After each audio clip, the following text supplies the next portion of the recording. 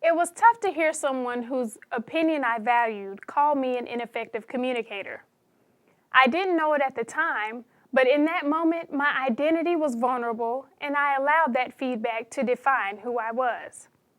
Before this encounter, I already felt as though my communication skills needed to be sharpened, but this hurtful message in the form of an accusation knocked my identity slightly off balance and motivated me to seek God for truth in how to improve my communication in my relationships. Not only as a young professional, but as a growing, maturing Christian, I have identified that the overarching goal for my life is to have the ability to positively impact the lives of those I come in contact with and allow my light to so shine before men that they may see my good works and glorify my Father in heaven.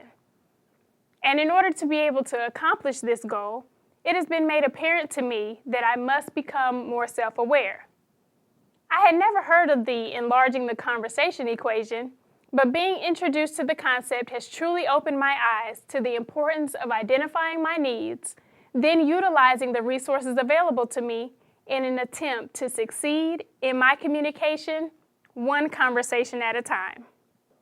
Speaking of understanding my communication needs, the light bulb came on for me when I identified with the belief system processes of both Margie and Frank as discussed in our text, Listening, the Forgotten Skill.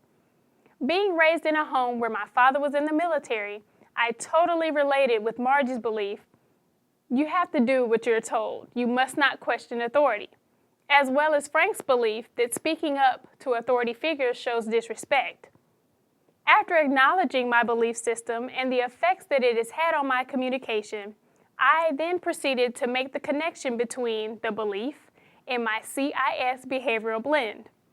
As Dr. Carbonell states, leaders like having my particular blend on their teams because I usually do what I'm told.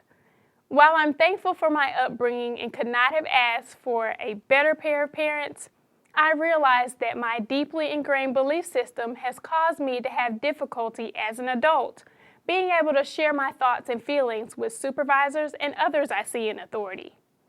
I've also learned that my mother's socialization process during her childhood has affected her listening skills, which in turn has affected my listening skills. I have also learned that my mother's socialization process during her childhood affected her listening skills, which in turn has affected my listening skills. And now that I have the knowledge of the process, I am better equipped to improve my listening. My self-awareness regarding my level of listening is significant in being able to foster better communication in relationships with not only my family, but also my clients. Because as Sheila Shipley claims, in order for communication to be effective, patients, or clients in my case, must perceive that they are heard and understood, and that the listener is genuinely interested in the message being conveyed. A major interpersonal barrier that I have begun to overcome is my behavioral blend tendency to seek to please others. Because I prefer healthy, peaceful environments, I will more often than not resort to avoiding conflicts, which can be harmful in situations where I need to be more assertive and direct. One way I can counter people-pleasing is to keep in mind that it's important for me to speak the heart of the matter and find my sense of entitlement.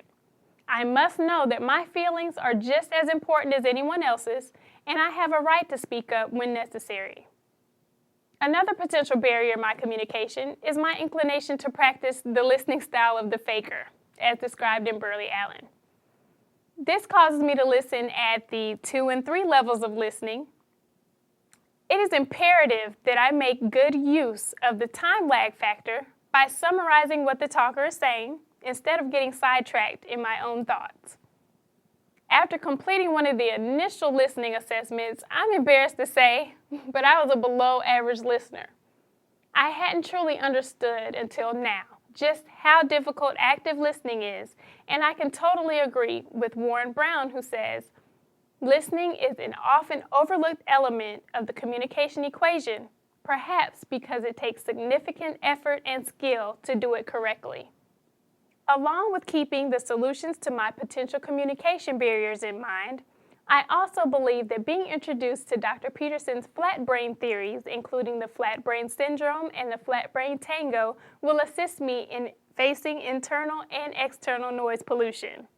Understanding the importance of and discussing my thoughts and feelings without accusing, attacking, labeling, or judging is key so that my stomach does not get overloaded with emotions, which will help me avoid the formation of a brick-like heart and a flat brain. Dr. Peterson's suggestions in opting out of the flat brain tango will further assist me in responding to others who may behave from a flat brain state of mind. My journey through the last 7 weeks of this course has opened the door for me to develop a plan of action to assist me in improving my communication skills, which in turn will invite others to join the conversation. The day I was labeled an ineffective communicator brought me to my knees as I came to know and understand that I must develop better interpersonal communication skills if I am to be a light that shines in darkness and share the love of Christ in my relationship with others. 2 years after I began that prayer, I now have a collection of material that is readily available when I need a refresher or just need to try out a new technique, such as Dr. Peterson's Talker Listener Card. To continue honing my interpersonal communication skills, I plan to die to my selfish nature daily, work to be mindful in all my conversations with family, friends, coworkers, and clients, and practice empathetic listening. Most of all, I will always remember that communication is a continuous, complex, collaborative process in which I always have the opportunity to practice nexting if I get stuck. I thank God for this course, and even more, that I am becoming the kind of person in whose presence good things happen.